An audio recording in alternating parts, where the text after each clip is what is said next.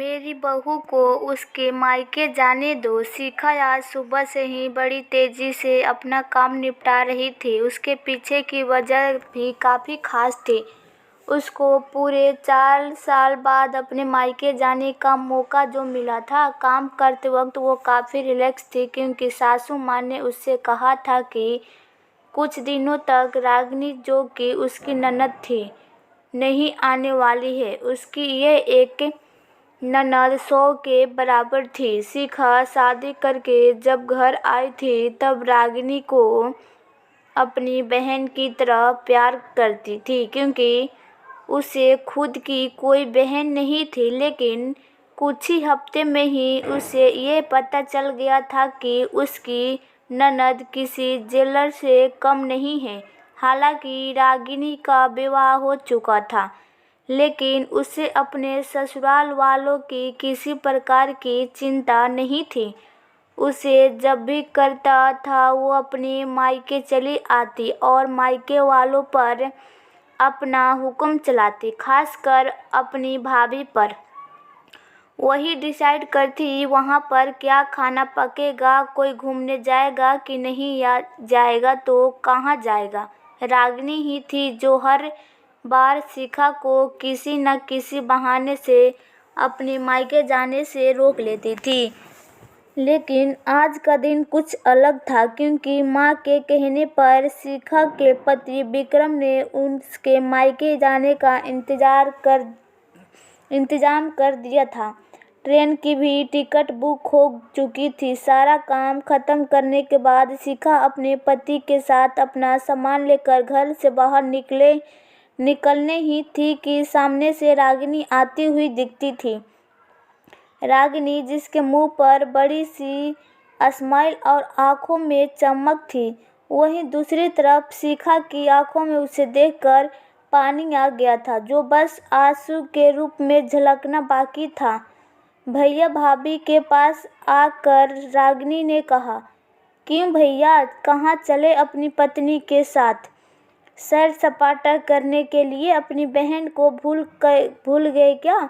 विक्रम ने कहा, कहीं सैर सपाटा करने नहीं, तुम्हारी भाभी को मायके छोड़ने जा रहा हूँ। अच्छा, मैं आई और भाभी जाएंगी? क्या आपकी पत्नी को मेरा आना पसंद नहीं है? रागिनी ने भाई भाभी को टोंट मारते हुए कहा।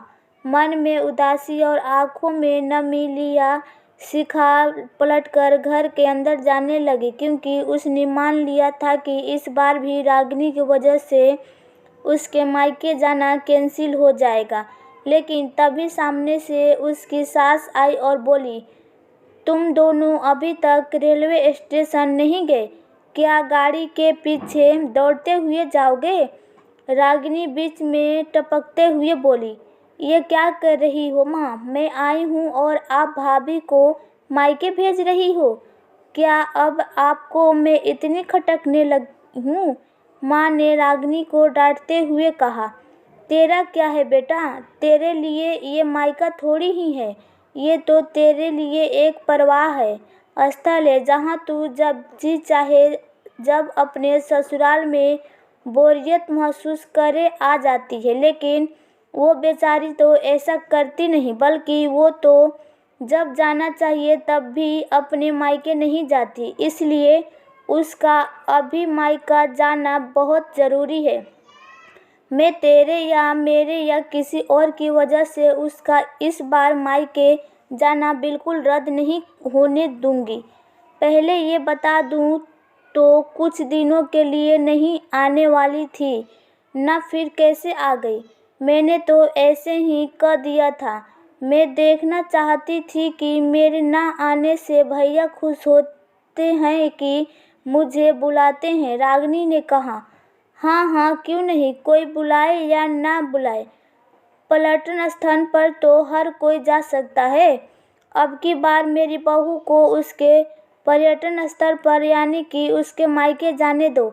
बेचारी ने सिर्फ अपने भाई की शादी देखी है और अब तक उसके भाई को बच्चा भी हो गया है, उसका मुंह तक नहीं देखा उसने। उसे भी अपने हिस्से का सुख भोगने दे। माँ ने रागिनी को फटकारते हुए कहा और शिखा की साइड लेते हुए कहा। अपनी सास के मुंह से अपने लिए ऐसे शब्द सुनकर शिखा की आंखें झलक आई। उसने अपनी सास को गले से लगा लिया। सास ने कहा, बहुत हो गया प्यार, जल्दी जाओ वरना ट्रेन छूट जाएगी। अपनी माँ का बदला रूप देखकर रागिनी बहुत हैरान थी। उसे यकीन नहीं हो रहा था कि ये वही माँ है जो उसका हर कहा मानती थी और हमेशा उसका पक्ष लेती थी, चाहे बहू सही हो या गलत। वही माँ अपने मन में अपनी उस दोस्त को धन्यवाद दे रही थी जो कुछ दिन पहले उसे घर आई थी और कुछ दिन रही थी और जाते जाते उसके आंखें खोल गई। सहेली ने उन्हें बताया कि वो अपनी बेटी का मोह छोड़ दे वरना अपने बहू और बेटे के मन में अपनी इज्जत खो देंगी। बिना सोचे समझे, बिना अच्छे बुरे का विचार किए हर फैसला सिर्फ अपनी बेटी के हिसाब से लेना सही नहीं है। रेलवे स्टेशन पर ट्रेन के डिब्बे में बैठी शिखा के चेहरे पर एक बहुत ही प्यारी मुस्कान थी, जिसे देखकर विक्रम को महसूस हुआ कि ये वह प्यारी मुस्कान है जिसे उसने 4 साल में देखी नहीं थी। सच्ची तो मायका महिलाओं के लिए पर्यटन स्थल ही तो है।